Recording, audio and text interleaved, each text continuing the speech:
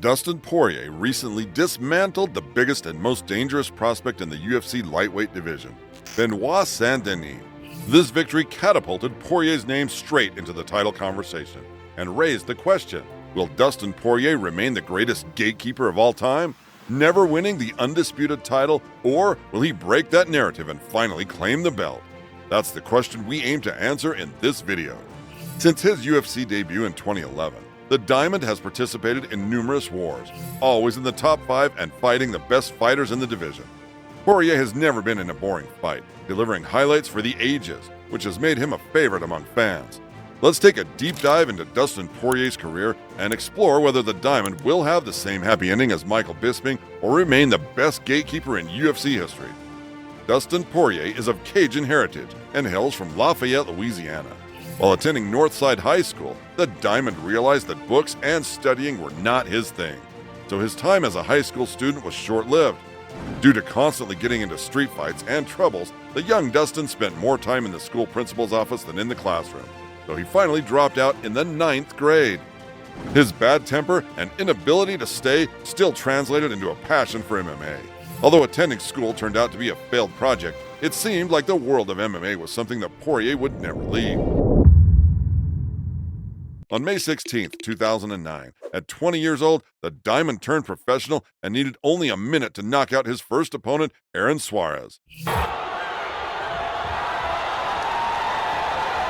The Louisiana native was on fire and as active as a cat on a double espresso. In the next 6 months, he fought 4 more times, blasting through the opposition effortlessly, with none of them surviving to hear the final bell. After going 5-0 as a pro, it was time to face the first serious challenge of his career. Derek Krantz, a future UFC fighter who was there to end Dustin's undefeated run. However, the script was not much different from any of Poirier's previous fights. The Diamond went for a triangle and switched to an armbar, snatching Derek's arm for a submission victory. After smashing Derek Gauthier next in 57 seconds and turning 7-0, the Louisiana native signed with the WEC organization. He was welcomed to the new league by Danny Castillo, a BJJ black belt and MMA veteran with a notable victory over Ricardo Lamas. Castillo's experience played a crucial role in this bout. He was seen as the better fighter in the judges' eyes, handing Dustin his first professional loss. There was no time for grieving or self-blame, but instead taking the loss as a learning experience. The Diamond was back in action in less than 3 months to dispatch the soul of Zach Mickelwright in 53 seconds. At this time, Dustin Poirier was 8-1, with all of his victories coming by brutal finish. The UFC matchmakers couldn't ignore such talent, so they made Dustin an offer he couldn't refuse. It was time to embark on a UFC career. January 1st, 2011. When Anderson Silva was still the best in class of MMA and Brock Lesnar was still relevant. Poirier's debut was not a walk-in-the-park kind of fight, as he was scheduled to face the 14-1 Josh Grisby. Grisby was a dangerous finisher who could end the fight wherever it went. 13 of his 14 victories were won by KO or submission, so it was a tough challenge for the young Dustin. Nevertheless, the Louisiana native showed enormous heart and determination and won the fight unanimously, making the start of an era. In the summer of the same year, he fought Jason Young next and scored another unanimous decision victory. The young prospect could finish every fight before the UFC. And now he was met by resilient fighters who were a different material than anyone else he had fought before. Finishing fights was not an easy task, and Poirier knew that to succeed in the best MMA league in the world, he needed to constantly grow and develop as a fighter. November 12, 2011. The Diamond was set to fight Pablo Garza, coming off 2 spectacular victories that earned him knockout of the night and submission of the night bonuses. Everyone knew that this fight would be a banger. They were part of the huge UFC on Fox, Velasquez vs. Dos Santos undercard, which marked the UFC's debut on Fox. The Louisiana native was eager to prove to the world that he was a finisher, and the crowning moment arrived in the second round. Although the Bravo choke is not the most common submission in the UFC, Dustin Poirier used it as a primary weapon to make the adversary grasp for oxygen. This remarkable victory set the stage for the next epic showdown, which, according to many, was a fight before its time. Enter Max Holloway, a future featherweight champion and one of the best fighters ever. The two were scheduled to square off on February 4, 2012 at the UFC 143 event. Max Holloway is a man who does not need an introduction. He built his name by brutally dismantling the King of Rio himself twice, Jose Aldo, and was considered by many to be the greatest featherweight of all time until the arrival of Alexander Volkanovski. However, when he faced Poirier, the Blessed was merely scratching the surface, with only 4 fights on his resume prior to their matchup. The Louisiana native had no issue showing Max that there are levels to this game, beating him in the first round via triangle armbar submission. When it all seemed that Dustin would go on another long, undefeated run, he was stopped by the Korean Zombie next. He then bounced back with another Bravo choke victory against Jonathan Brookins, but was again defeated, this time versus Cub Swanson on the judges' scorecards. However, this did not prevent the Diamond from losing his focus on achieving his dreams. He went on a 3-fight winning streak, defeating Eric Koch unanimously, punishing Diego Brando for missing weight, and KOing Akira Khorasani in a bout recognized as the fight of the night. Around this time, Conor McGregor started to make a big splash in the sport, dragging millions of fans into the UFC. Dustin's winning streak and McGregor's rise set the stage for an epic showdown between the two that would become an overture to one of the most heated rivalries in UFC history.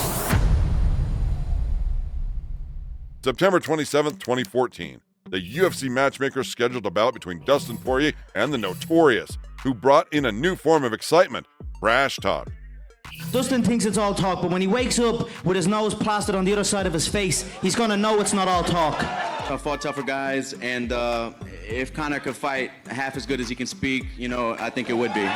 You said congratulations, I'm now number 9. If you think I celebrate number 9, you're highly mistaken, my friend. The Diamond, who was always respectful to his opponents, was not used to such an approach and was not ready for those mind games. The young and inexperienced Poirier was bothered by Conor, who kept getting under his skin and admitting that he never disliked anyone like him before. Never disliked somebody that much I've ever fought. I've never disliked somebody that much I've ever fought.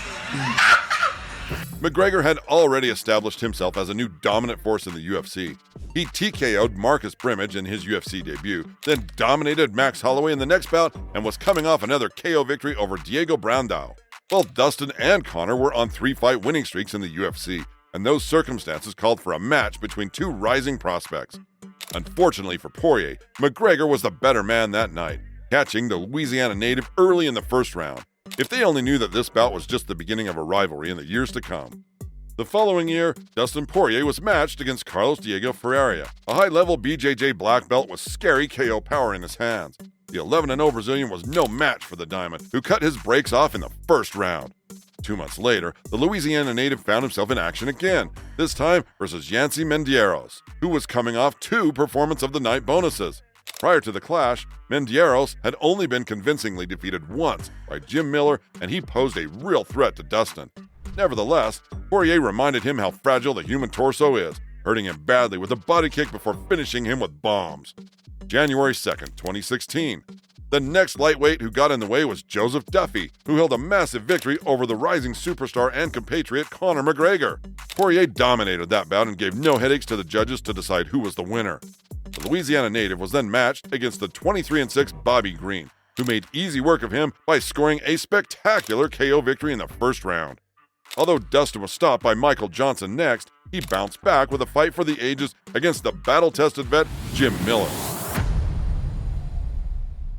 May 13th, 2017.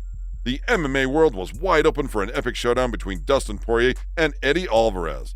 Eddie, who had just lost his belt to Conor McGregor, was eager to win this fight and reclaim the belt. However, the Diamond had different plans that night and went out there without a bulletproof vest and a helmet. They initiated a shootout and an all-out war broke out. However, an unfortunate illegal knee culminated in a no contest. November 2017. Dustin Poirier was locked in the cage with Anthony Pettis, a former UFC champion with notable victories over Benson Henderson, Donald Cerrone, Gilbert Melendez, and Charles Oliveira. Although the bout was competitive at first, it turned into a dogfight, and Dustin's pressure was too much for the former champ to handle. After securing a body triangle, Anthony Pettis was forced to tap. A year prior, the WSOF champion Justin Gaethje moved to the UFC, and Poirier was more than happy to show him the difference between the WSOF fighters and the UFC elites. Gaethje implemented his pressuring style early on, trying to end the fight quickly. However, the experienced Poirier weathered the storm early on and started to wear Gaethje down. After 3 rounds of war, Dustin caught Gaethje in the 4th and sealed the deal legally with strikes, forcing the referee to intervene. This was Dustin's second consecutive fight of the night bonus, and he was now ready for a rematch with Eddie Alvarez. While the first fight ended with controversy, there were no doubts about who was the better fighter this time. It was the second round when Poirier launched his relentless assault, sending Alvarez straight to the one organization. At this time, the 24-5 Poirier has proven himself as an elite force in the UFC and was ready for a first shot at the UFC gold. Standing across from him was Max Holloway, who was determined to avenge his loss from 7 years ago and win the interim UFC lightweight belt in the process. After dispatching Alvarez within 2 rounds, the UFC matchmakers decided it was the perfect time to match one of the greatest featherweights of all time, Max Holloway, against the Louisiana native for the interim lightweight belt. The Blessed was on a 13-fight winning streak. His confidence was skyrocketing, and he had significantly developed as a fighter since their last encounter. The Hawaiian fighter was motivated to avenge his first UFC loss and become one of the few fighters to win a second belt. April 13th, 2019. The two headlined the UFC 236 event. Unlike their first fight, which saw Poirier secure a quick victory in the first round, this time the audience witnessed a competitive clash decided by the judges. All judges scored the fight in favor of Poirier, declaring him the winner and new interim lightweight champion. However, the Diamond was not satisfied with the interim belt and set his sights on the Undisputed title. Climbing that high mountain meant facing the lightweight GOAT, Khabib Nurmagomedov. Just 5 months after the Holloway fight, Dustin Poirier flew to Abu Dhabi to face Khabib for the Undisputed belt. Fighting in Abu Dhabi felt like fighting in Khabib's house, with overwhelming support for the Eagle in the audience. Although Dustin started the bout well and even rocked Khabib early on, the Eagle weathered the storm and managed to choke Poirier out in the third, retaining the Undisputed lightweight championship. But if Dustin's history has taught us anything, it's that the Louisiana native never loses 2 fights in a row. He returned to action against Dan Hooker, eager to bounce back from the unsuccessful title fight. In a battle for the ages, the Diamond proved to be tougher and beat Hooker on the judges' scorecards. Fights like these are what makes Poirier unique. He can be badly hurt and almost appear to be losing, but he always finds a way to emerge victorious in the end, like a real-life Rocky. Remember when a young Dustin fought McGregor 7 years ago and was knocked out by him in the first round? Well, January 24th, 2021. A rematch 7 years in the making was set to take place between Dustin Poirier and Conor McGregor, headlining the UFC 257 event. The peculiar thing about this fight was that McGregor didn't seem like himself. Unlike their first meeting, he was very respectful and soft-spoken, even complimenting his opponent. They even exchanged gifts on stage, which was unthinkable for the Notorious a few years back. The fight itself was not what many expected. They thought Conor simply had Dustin's number and would easily defeat his rival again. However, little did anyone know that all those years of wars on Dustin's resume had turned him into an elite warrior who surpassed McGregor during that time. The Irishman did what he always does, picking his shots from a distance and occasionally throwing the left straight. However, the Diamond ate those punches for breakfast. In the second round, the American gained momentum. After delivering a few calf kicks, he started to slow McGregor down before launching the final assault. After hurting him badly with leg kicks, the Louisiana native went for the kill, unloading a heavy barrage of punches on Conor's head, forcing the referee to wave off the fight. The score was settled, but McGregor was furious about the result and demanded an immediate rematch. This time, however, he changed his approach before the fight. Only a few months earlier, he was respectful, but now he had returned to his old self, trash-talking Dustin and threatening him. The Louisiana native was having none of that and went straight to business in the cage. Some would say that the fight had an unfortunate twist due to McGregor breaking his leg, but let's not forget that Poirier was beating him before that. McGregor's response was very low and cheap. He couldn't do much in the cage, so he screamed at Dustin about how his wife was in his DMs, a joke that fans still like to comment on Poirier's social media posts about. The result is now 2-1, and we cannot know if the two will ever meet for a fourth showdown. With Khabib retiring and Poirier on a 3-fight winning streak, the UFC matched him against Charles Oliveira for the undisputed UFC lightweight championship. The Diamond hurt Oliveira early in the fight, and it looked like the UFC lightweight division would have a new sheriff in town. However, the Brazilian weathered the storm and emerged victorious in the end, crushing Poirier's dreams of the undisputed belt once again. The following year, Poirier was eager to show Michael Chandler how the UFC is different from Bellator. Although Chandler had some early success, Poirier's resistance and toughness proved crucial in that bout, which culminated with Dustin cutting off Chandler's oxygen supply in the third round. Is it just me, or has Dustin been fighting only the best and accepting the toughest fights the UFC has had to offer? Who do you think deserves a shot at the BMF belt more than the Diamond himself? It looks like the UFC matchmakers share that opinion, as they scheduled Poirier for a rematch against Justin Gaethje with the symbolic BMF title on the line. And if there's a curse on Dustin to lose a fight whenever he fights for a belt, the highlight pulled off a picture-perfect same-side combo, knocking the Diamond out cold. This loss made everyone think that Poirier would remain the greatest gatekeeper in this division's history. However, that was the case until they matched him against the young, up-and-coming prospect who is taking the UFC by storm, Benoît Saint Denis. Why would a veteran with star power accept a fight against a relatively unknown fighter who's been finishing everyone he fought and is one of the most dangerous fighters in the whole sport? You can lose everything and win little. But try telling that to Dustin Poirier, who accepted that fight where the stakes were higher than ever. A second loss in a row would probably mean slowly walking towards retirement, but a win, on the other hand, against a hot prospect everyone is talking about, well, that would probably mean another run for the title. After initiating a brawl early on, the French fighter kept pressuring Dustin against the cage, who remained composed and defended the assault. It was like that until the second round when Poirier landed a hook from hell that sent Saint Denis straight to oblivion. This puts Dustin in a very interesting spot, where one can make the argument that he deserves another, maybe last, shot at the undisputed belt. Despite not being on a long fight winning streak, all these years of wars in the cage are enough of an argument to give the Diamond one last chance. Dustin Poirier's journey in the UFC has been nothing short of remarkable. From his early days as a fierce knockout artist to becoming one of the most respected and skilled fighters in the lightweight division, Poirier has proven time and again that he is a force to be reckoned with. As he stands on the cusp of potentially challenging for the undisputed UFC lightweight championship, Poirier finds himself in a position similar to fighters like Michael Bisping and Glover Teixeira, who became champions later in their careers after years of being considered gatekeepers. Nobody was giving Bisping a chance to win against Luke Rockhold, yet the lucky circumstances that placed him as the title challenger presented him with the opportunity to become the undisputed champion after years of unsuccessful runs. Dustin Poirier finds himself in a similar situation.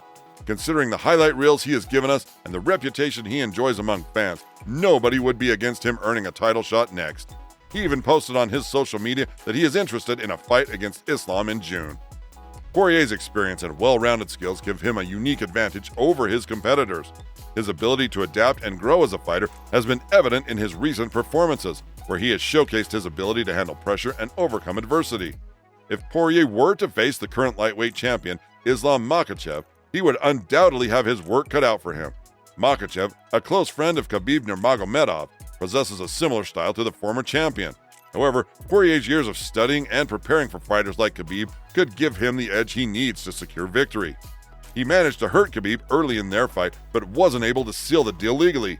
Makhachev has been knocked out before, so if Dustin weathers the storm and defends against Islam's takedowns, he is definitely the better striker between the two.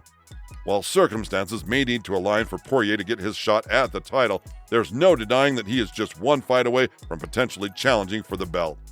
A matchup against the winner of Charles Oliveira and Arman Tsarukyan could serve as a title eliminator, with the victor earning a shot at the championship.